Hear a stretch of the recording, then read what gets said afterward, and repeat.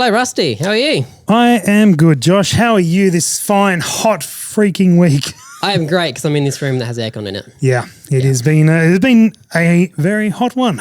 It has been a very hot one. And we're still waiting for your air conditioner to actually get fixed up here. But there's good news. There's a date. We a do have date of which they're supposed to be coming to put it in. That's right. But do you know what will cool us down for the time being? Gin. Correct. Gin with ice in it. Glad you knew where that was going. All right, what have we got today, 100%. mate? You chose today's.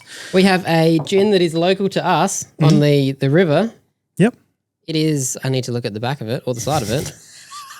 Riverland Dry Gin. Yeah, Needle and Pin is the brand. Needle and pin. All right. Well, I'm not. Let's get into it because it is warm. 41 degrees Celsius today out here. Yep. Today, previously the aircon has managed to do okay. It was Today was a struggle. pushing its limits today. Right on the My edge. ice block is still going round and round and round. It's got some life on it. Very has. good. Yeet. That was a You did great hear that sound. very well. That's good. We are trying Dirty Tonic. Dirty Tonic. Tonight. Is that the type of night you thought it was? Yeah, Dirty Night. Dirty Tonic night. Dirty Tonic Night. That's the one. Very good. All right, there we are in there. Let's see how this man. You've brought some. Even brought some Garden Street Gin Club toppings. Okay. I think it's lime. Is that lime? I don't. You're the one holding it. I don't honestly don't know.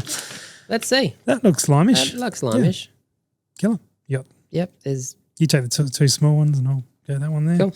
Done. All right. Cheers, Josh. We definitely need this one tonight. Oh yes. Well, there has been a lot going on.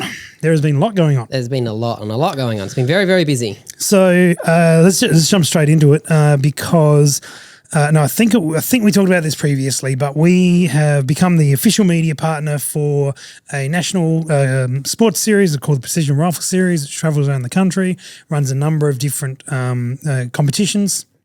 And then all sort of comes together at the end of the year in a big finale with sort of invites and then send some people overseas to go and compete, all this sort of thing. And so now I have a stake in it and so there's heavy bias and all that sort of thing. But point being is that Captivating Attention has become the official media partner for the entire year, which is really resting on your shoulders a lot, I guess, Josh, because I have to run the series. And So I have some confidence in that because we did a heap of stuff last year with it, sort of in a more unofficial capacity. So give us a little bit of an outline of what this entails for the year.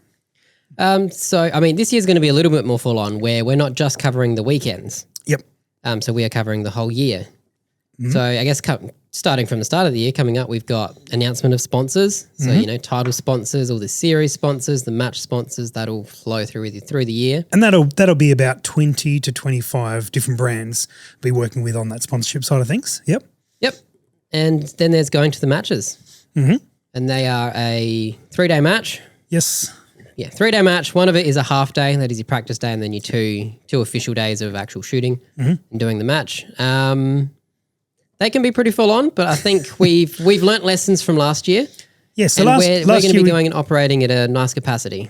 last year we did this outside of Captivating Attention to some degree, although there was a bit of crossover, and we did it sort of almost on our own back.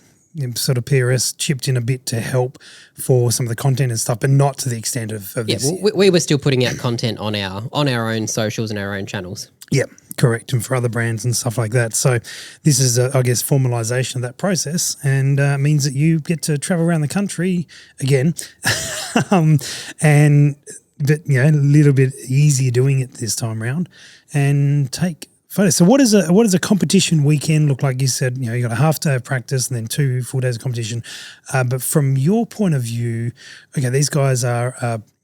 Doing their competitive shooting, they'll go up and they'll be anywhere between 40 and 80 people over a weekend, and they all run through these same stages where they do the sort of different processes. What are you required to do? What are you looking to do? And how does that benefit PRS and then in turn the sponsors, I guess? So we're going from the start of the weekend? Yeah, sure. Give us a rundown of what a weekend looks like for you. Cool. So, I mean, weekends are great because we get to ease into it on the Friday. Mm-hmm. So that's a half day. They have a practice that starts at 12 or 12:30. Depends around on the match, yeah. So that's, they'll go up, they're checking all their stuff to make sure they are set for the match. It's a good opportunity to go around and get the quick photos. Everyone's sort of got gear out that's very specific to practice. Okay. So, getting your photos that are tailored a bit more to, hey, everyone is here practicing, get those shots in, because then everyone watching all the socials, they get the idea that, cool, it's practice. There's also some stuff that comes out on Friday in terms of the sponsors that you can't necessarily get as easy later on in the weekend. And that's from a product point of view? That's from a product point of view, because they've got all these products out that they're not going to run in the match, but they do need it to compete in the match. You could think, for those perhaps familiar with more common sports, this could be a very badly thought out analogy, but I'm going to go with it, and you tell me if I'm way off the mark. Let's see where we go. Basketball. So prior to the game, there's like 400 balls on the court. It would be a lot easier to get a lot of photos with balls and people holding the basketballs and throwing them, or on the ground or wherever they are. Yeah. It'd be so much easier to get all that content during that part if you were working for the ball sponsor, who I have no idea who that is in the NBA, but anyway, if you were working for that company, that's a really good time to do it. And then, of course, you would have less opportunities, but you get probably better shots during the match. And so perhaps the same thing, there's going to be either a more plethora of equipment, more people using stuff at any one time, and also perhaps some additional equipment during there. So ticking the boxes for photos that are required for sponsors. Yeah. Yep. Yeah, and that wraps up. So during that Friday, we will post a decent amount of stories across Facebook and Instagram, because they are great for getting the action that's going out. We will do a start of the day post of like, hey, we're here, build up the hype of all the rest of it, and then a wrap up of, everyone's dialed in, everyone's getting ready, match tomorrow. And then jump into the next day, and match kicks off pretty early across all of the matches. I think there's one that kicks off a little later. Okay. Yep. From memory. Yeah. Sydney kicks off around 10 o'clock or so, but the others are all around 6, 7 or 8. Yeah. So you're up reasonably early. And those morning periods at a lot of the matches are a really good opportunity to get some cool shots. Yep. Because it's cold. Generally it's cold. It's all in the winter months. Yep. There's some fog and all the rest of it around. Does look cool. You get a very cool look from it. So that's a good opportunity to, in the morning, go and get all those types of shots. And you've got stages that are being run. And you've got anywhere from 8 to 10 stages a day. Yep. So ticking off whoever the match sponsor is, they're generally looked after I wanted more. to bring this into it. So for a match, there is a title sponsor of that match. Their name goes into that particular competition, and certainly you see that across many sports. Yep. And then there are sponsors that will support the full year-long series that are present at these matches. So how do you make sure? I mean, you've done it. You haven't done it with the thinking of the sponsors previously. You've sort of just done it, but you've been mindful of the sponsors, trying to capture what you can. Whereas this year there is expectation from the sponsors, because what Captivating Attention is bringing along to the series is mostly funneled. There's an element of promoting of the series, and there's a big element of providing content to the sponsors. So this time around, perhaps different to last time, what are you trying to achieve over those sort of competition days, keeping in mind that that's the goal?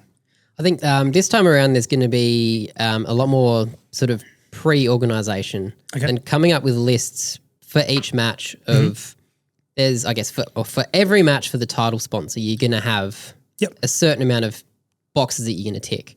And so one of those, give away a little bit of the go. There is 3 options that they can choose to utilize in the match, where like a social media takeover, a big sort of hero video, or a whole stack of short form content.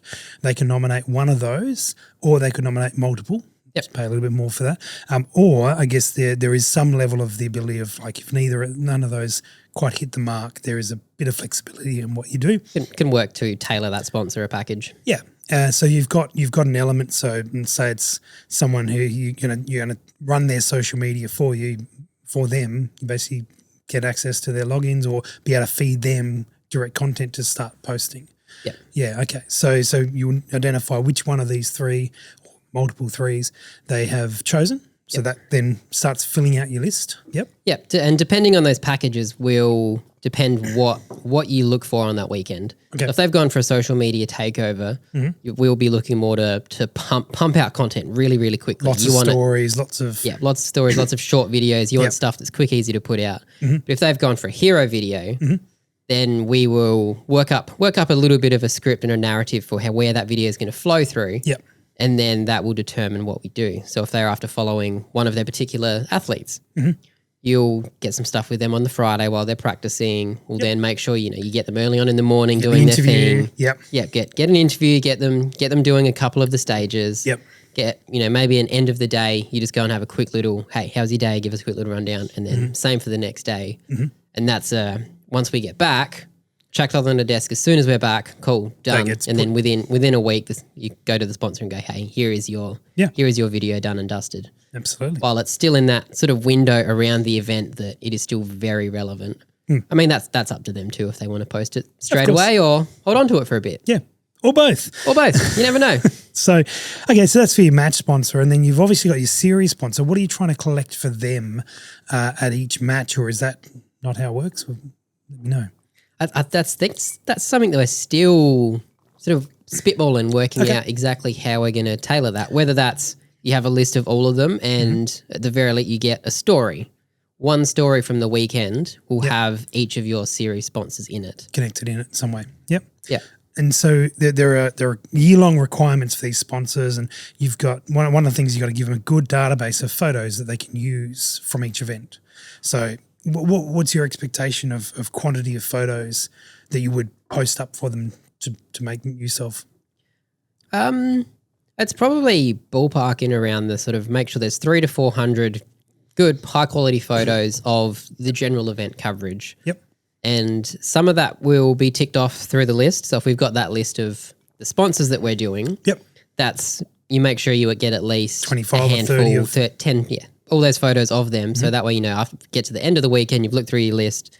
Or generally like Sunday afternoon is a good example. If you get to Sunday afternoon, it's a bit quieter, you can calm down a bit, look at the list and go, oh, okay, I missed one. Or, cool. Everyone is now got photos that they can access from this match of their gear or whatever it is in use. Yeah, cool. Yeah. All right. And then I know, so from a logistical point of view, these are all around the country from Darwin to Tasmania and sort of everywhere in between. But the first match of the year is an hour down the road. It is. And so home ground. Home ground. So the plan is to take the full crew down to that one because normally it'd only need to be one person at one of these matches. Yeah, for general event coverage. Maybe two, but only really needs to be one.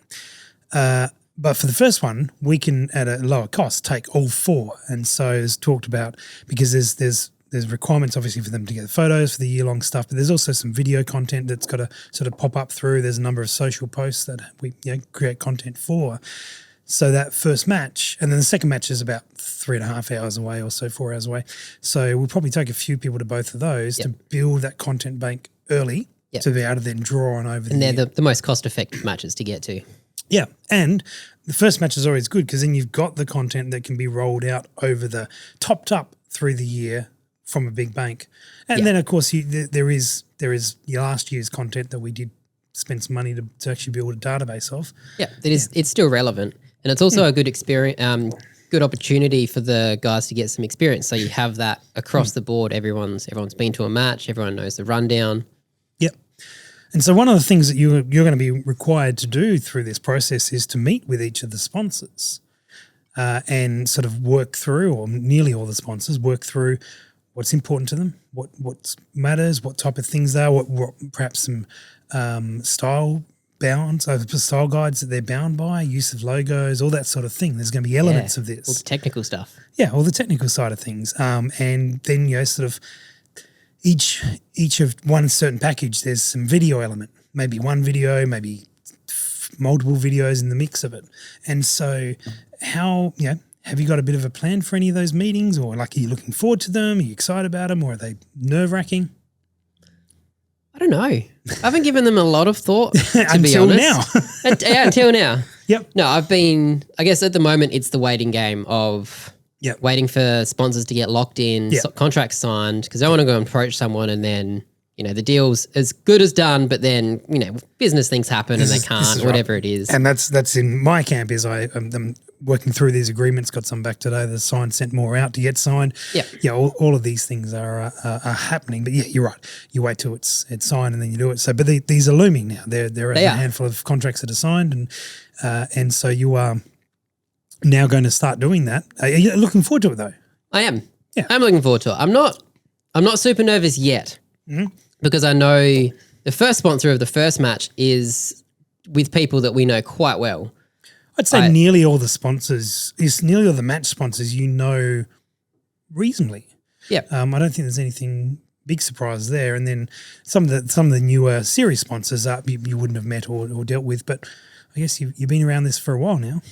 Yeah, I've got that knowledge as well, and I know what's expected on both sides of things. And you wanna try and cater to the sponsors. Then there is also you have to draw a line and go, all right, this is more than what is in the agreed terms, and we can't actually do that for that price. Yeah. We can have a conversation about that. Yeah, But yeah, I'm excited to do the first one. good. And get that Feel for it. Get that feel for it. Work out where we are. All right, so I've got a situation. We often like to run a scenario here about what we would recommend or think about or anything along those lines. So I've just alluded to the fact that you are going to meet basically with all these sponsors, right? So let's say of the 25 brands we work with, there's probably actually about 16 companies behind those various brands, right? So some of them will have multiple branding options and such. So you're gonna have a bunch of meetings. All of these guys are going to be sponsoring, which is awesome to have them involved.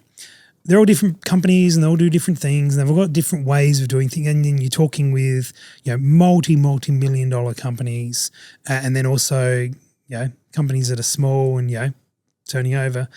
They've got a couple of staff. And that's about it, right? Yep. So you got this full gamut of support, which is phenomenal. This full gamut of support, which is awesome, but very, very different businesses, very different business focus.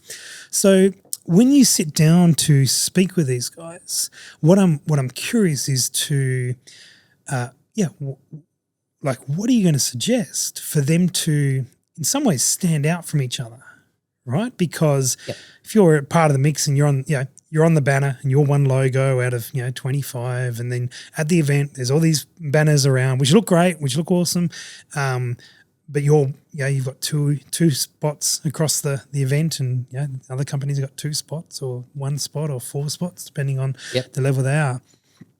One of the things that potentially could be different is there is a video created for each of the brands from the content captured over the course of the year of the match. Yeah.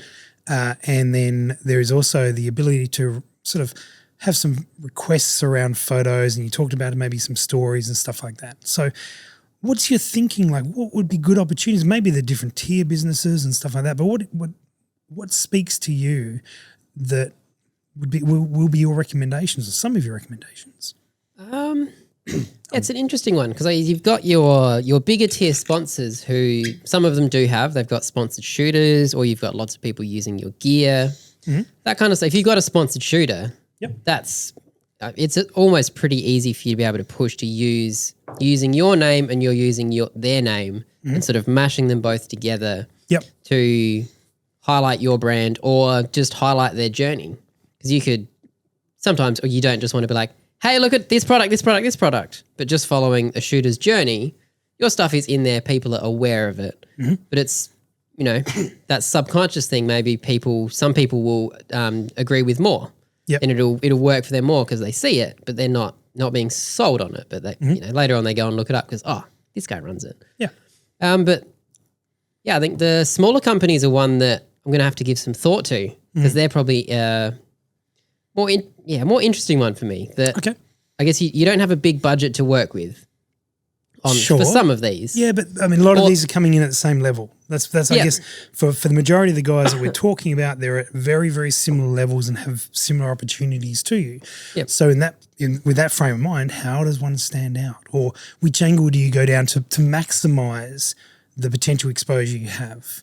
Because so that they'll have there is a brand of Precision Rifle Series, and they will put posts out for the various sponsors, right? And they're going to go to a given amount of reach, and they're going to get it, which is reasonable.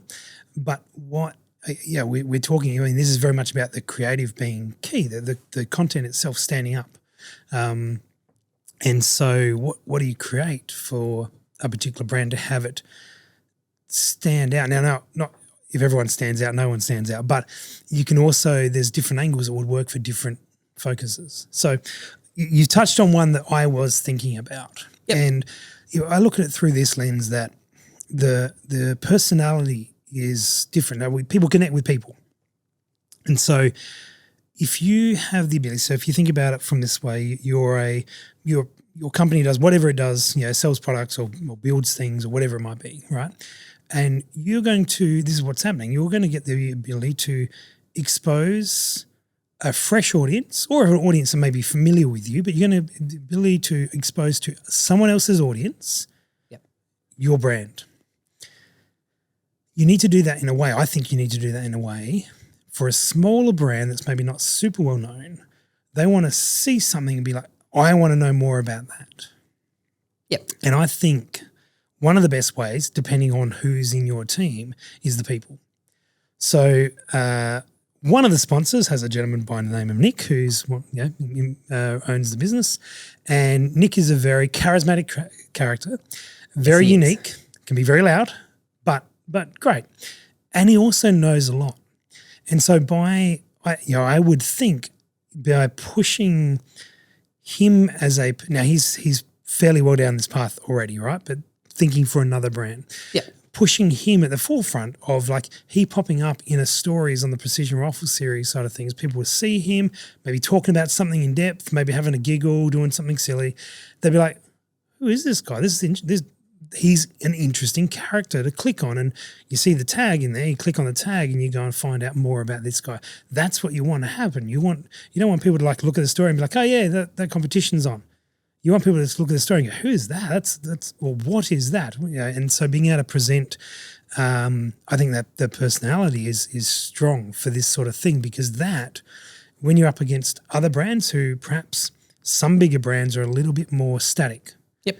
And shy away from selling the personality, they have a great logo or a great product, and that's fine. That's bigger brands tend to do that more.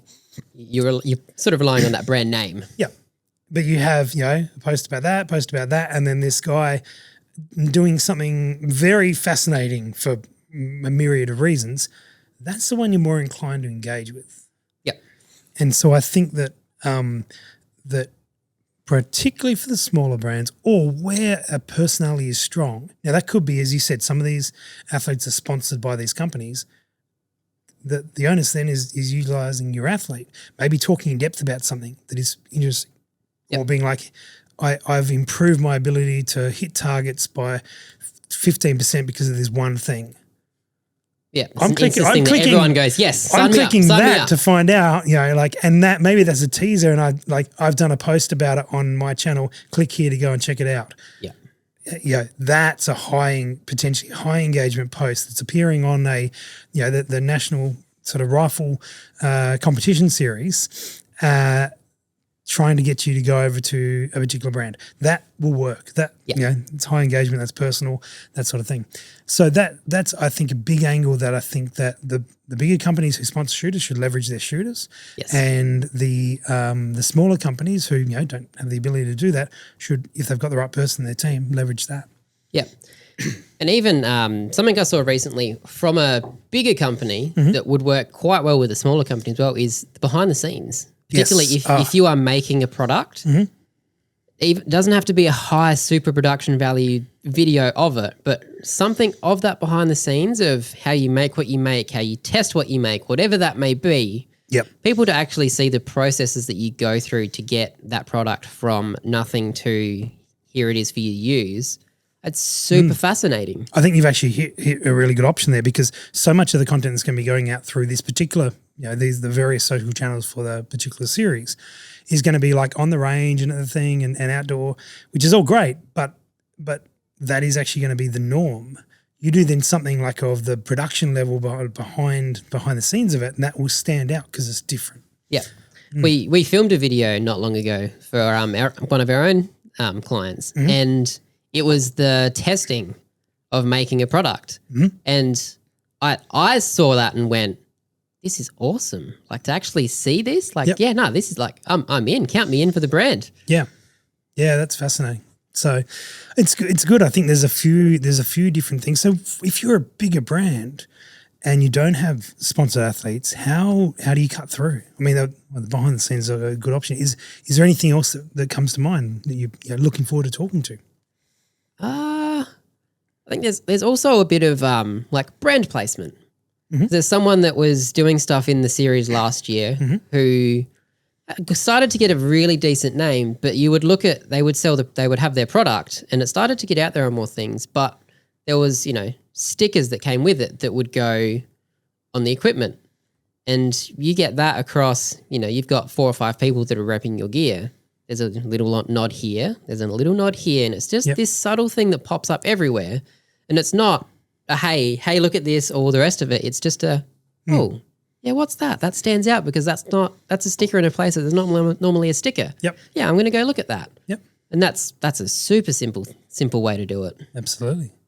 I also think on that brand side of things, or the bigger brands side of things, the engagement.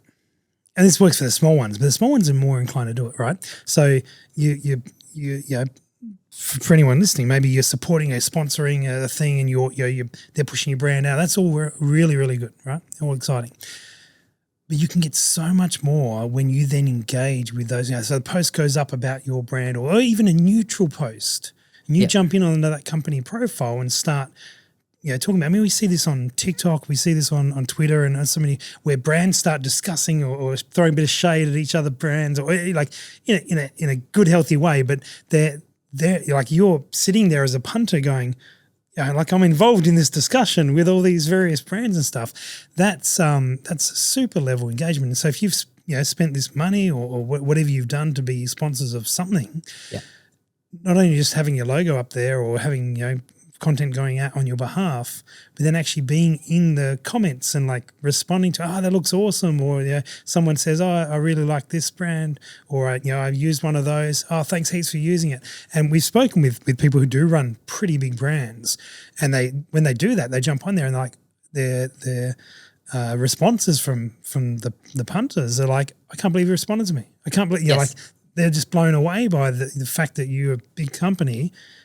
Yeah, it's one person like doing the bits and pieces, but big company is coming back to them, actually sort of validating their post and that sort of thing. I think that brings it back to the human element of, you see that comment and post and you go, oh, there's someone looking at all of this and responding, and I'm actually there's a person behind all of this. It's not just, oh, cool, they just do products. And I think that would be really good in your conversations to the guys saying, hey, look, we can do all this stuff. We'll make this pretty content and it'll be really good.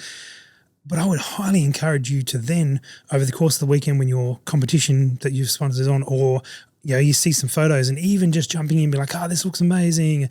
Even if it's not your product on screen or whatever it is, just by engaging, people will be like, these guys actually really supportive of, because the bigger sense of this is a community. It might be a big competition series, right? But you guys who are into sport and all that sort of, there's community around this stuff.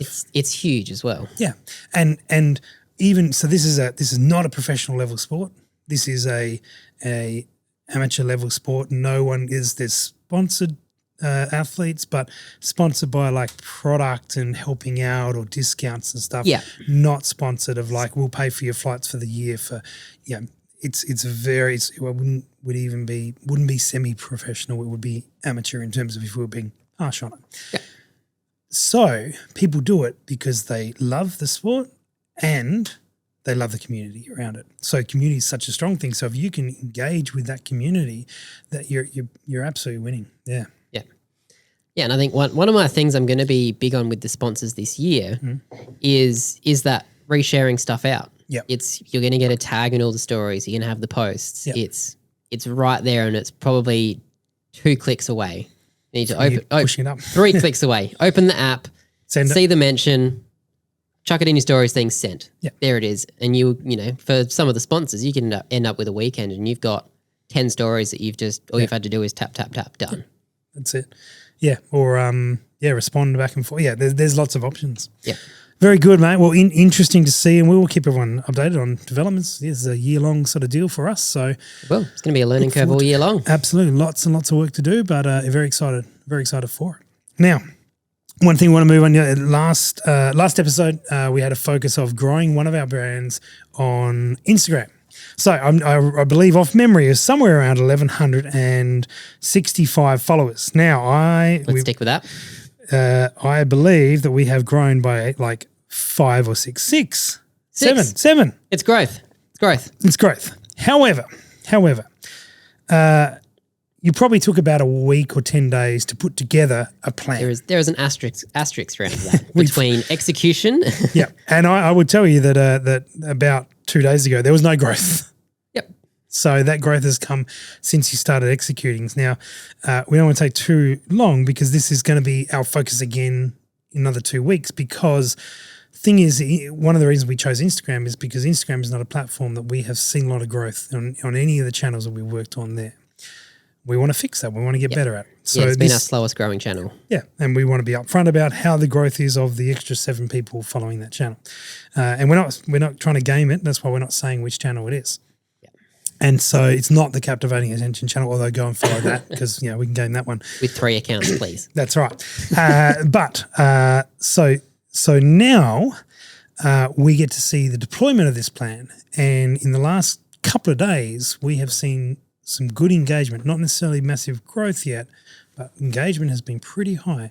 So if you were to break down your 30-second pitch on what you are doing now or what the focus is with Instagram, tell me. So one of the guys here found a content strategy that someone else was using for Instagram. Mm-hmm. So we went, okay, this is a good place to start. Yep. So we are starting by posting 2 reels, a carousel, a photo, 2 reels, and a carousel. Okay, over a week. That's going to be our week period, and we're gonna roll that for 2 weeks. Mm-hmm. We're going to start that to be able to track metrics more so. Mm-hmm. We're going to post at the same times of day that we've been doing. Yep. And run that for 2 weeks, see how that goes. Gotcha. After that 2 weeks, are we jumping into future? Mm-hmm.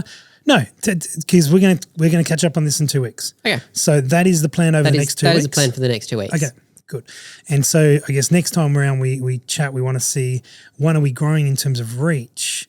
Now, the follower count, we can argue if that's important or not, but that's going to be our metric to track. Yeah. Right? I'll jump in there a little bit as well. We're also posting 3 to 5 stories a day. Okay. And we're starting that off with the first post of the day is using some sort of sticker that can get engagement. Okay. Whether that's a yes, no, poll, dragging the little thing across, whatever that is. And then doing something a smaller sort of sales post. Just not drawing attention to big ticket items per se. Just some sort of product related thing. Things that are lying around. Yep. And then we're sharing out the post that we shared for the day onto that thing. And yes, any responses to the original story that are not worth sharing out, but they have some sort of relevancy you can bring it back to. Yeah. Yep. Smash them out with anything you can. Okay, interesting. I like it, and I love that. It took a little while to actually get that plan in place. We probably should have thought about that rather than being like, okay, as of tomorrow. I know you started working on it, but it takes a bit of time to sort of put that all together. So this is, I guess, the proper start at 1172. Not time in terms of followers. At 803 though. 1,172. So we meet back in 2 weeks and we're going to dive into that a little bit deeper, start looking at how that is working and then what your plans will be to change that. So same times of the day you've been doing, but you're going to have a much more structure around the type of content you post. And I'm going to be guessing here that you're then going to be looking at which of those are working the best and maybe tailoring the next 2 week bracket towards that. Yep. We've got a few things that we're going to play around with after that. Awesome. Save them for next time. Very good. Save that for next time. Look forward to it, and good luck with all your meetings with sponsors. Thanks. I'm guessing hopefully we can kick them off soon. Absolutely. Next week it'll be happening. Yep. Cheers, mate. You've probably finished your gin, but let's finish it out. Thanks, guys, for watching. Catch you soon.